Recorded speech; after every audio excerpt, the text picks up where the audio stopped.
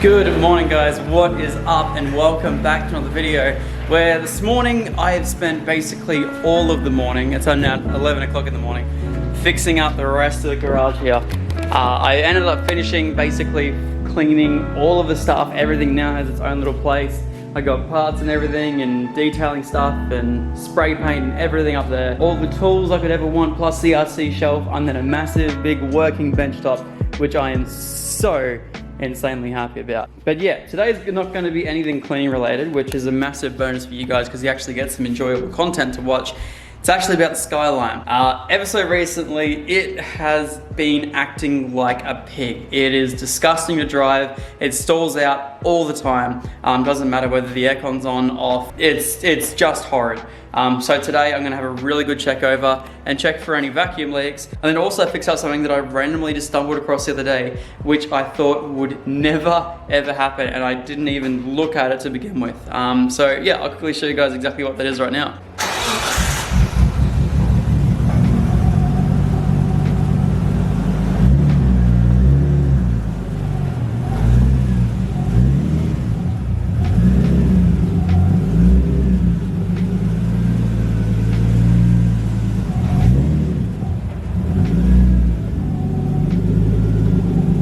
So the other day I was actually checking over this car and I was like, what on earth could be the issue with this thing? Because it just snapped like that. As soon as we did that track day, everything has just felt off about this car and I just couldn't understand why. I basically got to the track day, it got really hot, and then all of a sudden it just wouldn't hold idle. It was just idle hunting. It was terrible, and I've spent so long checking over vac leaks just trying to find any issues. I ended up popping off 2 intercooler pipes.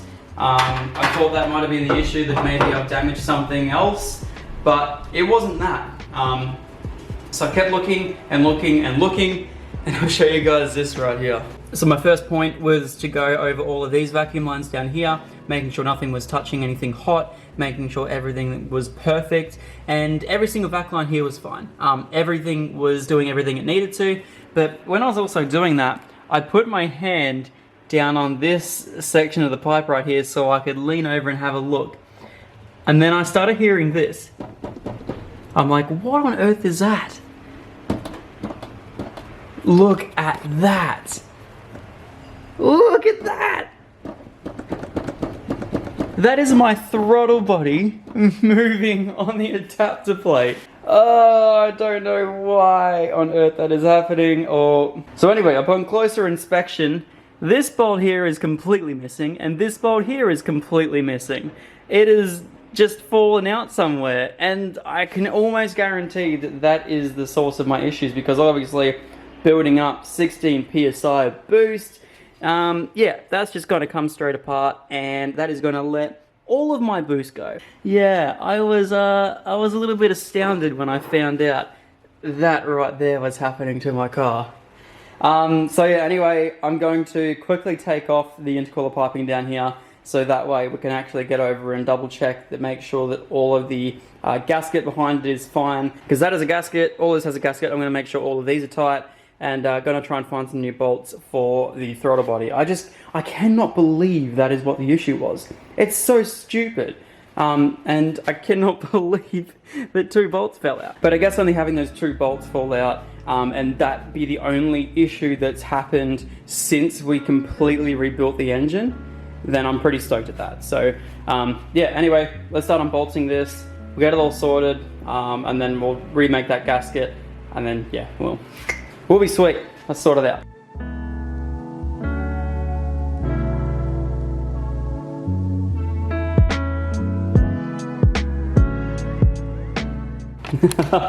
How good is this bench already? This is sick. Anyway guys, this right here, the throttle body, I'll quickly just aim you guys up a little bit. Beautiful. Alright, throttle body. I did put some gasket maker around the outside of this, not really caring too much about this part here, simply because we're not utilizing that anymore, as that is where there was an actual coolant flow through it, which we weren't using. So yeah, put some gasket maker around it. This is the original gasket that was sitting there. A little bit warped, but compressing it all down, we should be fine. I will grab another one of these, so I just don't have anything else here at the moment. And on the actual face itself, there's a whole lot of gasket maker there too. So my theory is just getting hot and cold. And also having that maybe not tightened up properly. I'm not quite sure. Well, I mean, it has to have not been tightened up properly to have bolts fall out, but you know, that's just what happens. I have 2 bolts here for the original throttle body that's going to go back in, and then also, I don't know if you guys remember, a couple of months back when we were doing the thing with Lep Labs, we actually had a whole lot of issues trying to get this forward-facing plenum sword because we didn't have any of the hardware to do it.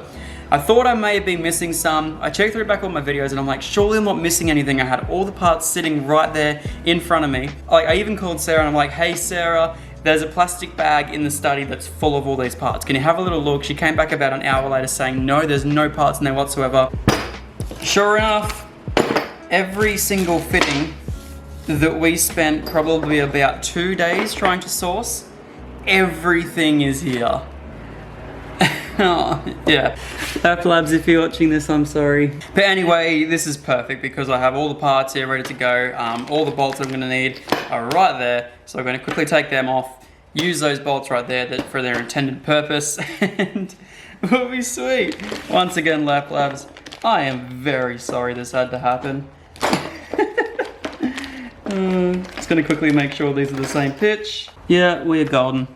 Beautiful. Make sure they fit through this. Okay, maybe need a little bit more thread. That's the ticket, I think.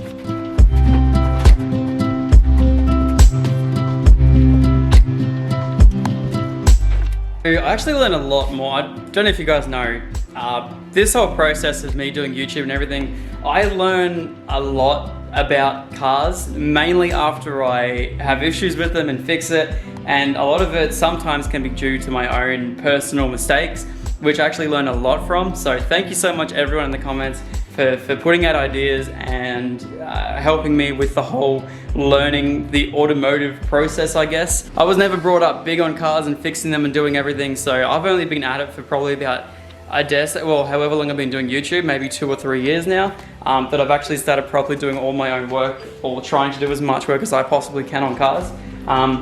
And so I've honestly never seen this happen before, but whether there's a mistake that I am making personally, please do let me know in the comments.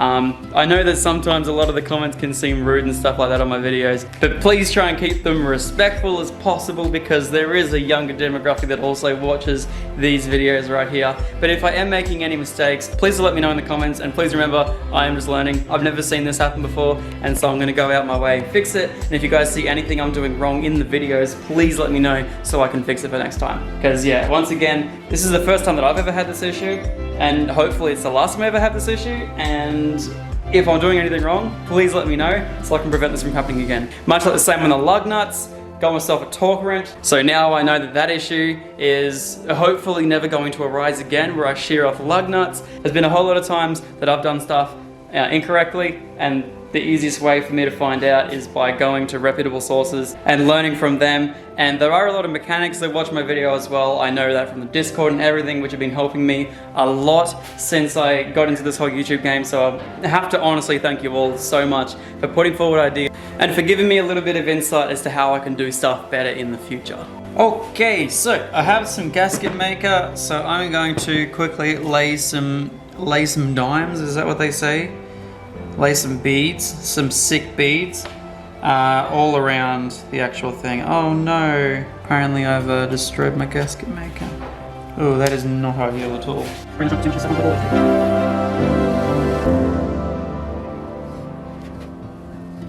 God damn it.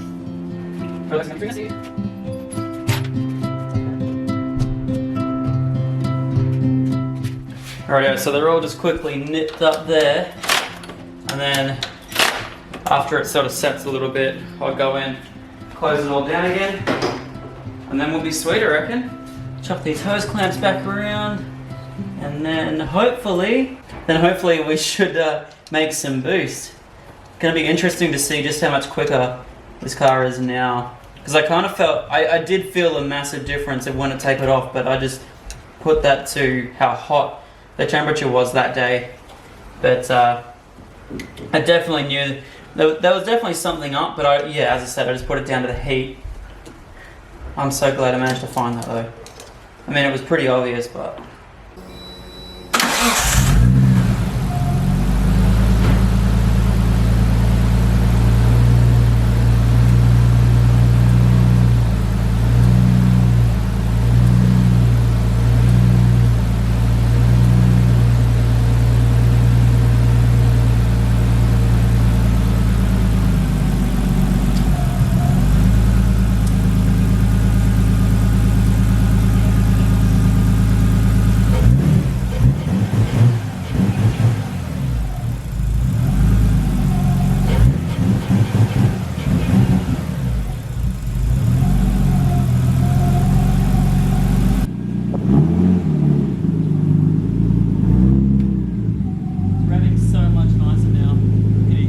So if you rev it, it's not going to stall? Yeah, no. No, look. It was going to like 300 on me yesterday. Really? Yeah. Yeah, screw that. It's not idle hunting anymore. It's so good. Jump in. You'll love it. You'll love it.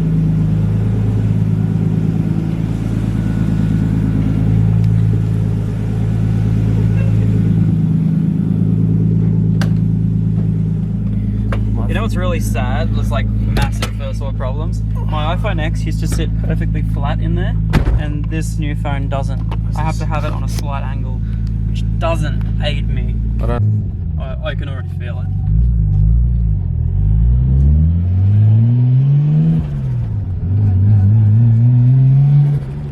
How much better is that already? You can actually tell. This is like the biggest thing that's ever happened to me since I got it tuned the first time. Wow, that's insane.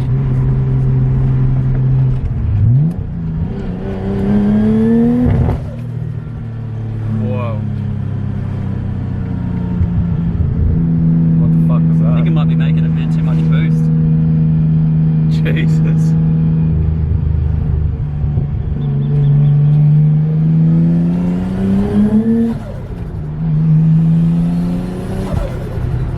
I'm wondering if it always didn't have those 2 bolts. Probably. So what, now it's tuned too high for what it's meant to be? Well, yeah, now that it's actually seeing boost pressure. The turbo is crazy responsive. I think I might have to get it retuned. I cannot believe how responsive that was. You could have done better on that grip racing day. Yeah.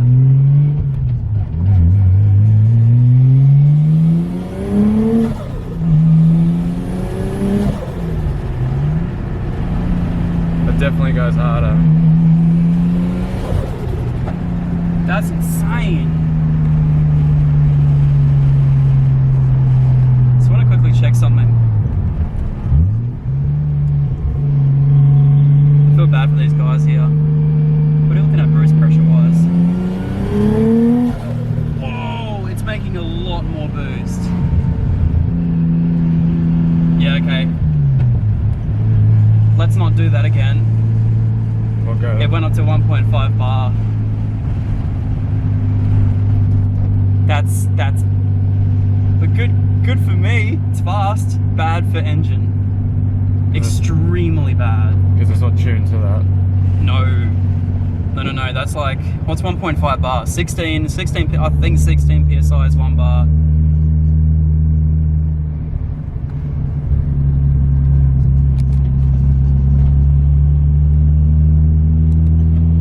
I'm not quite sure what's happened. I don't think that has ever been done up. I don't think there was ever bolts in there. Well, now you know. Can I still take it to the beach? No. No, shit, no. Oh.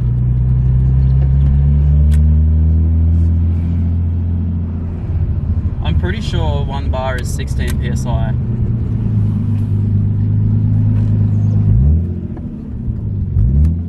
It's a lot quicker now, isn't it? Yeah, you can feel it. Of course, because it's making so much boost pressure. More responsive.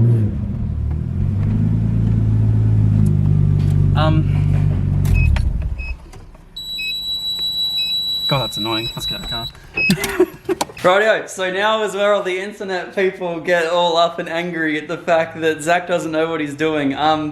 Well, yeah, I'm about to go back through my videos and actually find out how long those bolts hadn't been there, because the fact that it is now making so much boost, like 4 PSI more than what we tuned it at, is definitely not right. I am even starting to worry about whether the fact they were even in there in the first place. I had a quick chat to Semet, had a quick chat to Lep Labs as well. Semet actually put forward an opinion that maybe as the gasket sealer was there, it had been pushing past, but then when under vacuum, it was pulling that back in and it was actually sealing up, which is why that it might not have been idle hunting beforehand.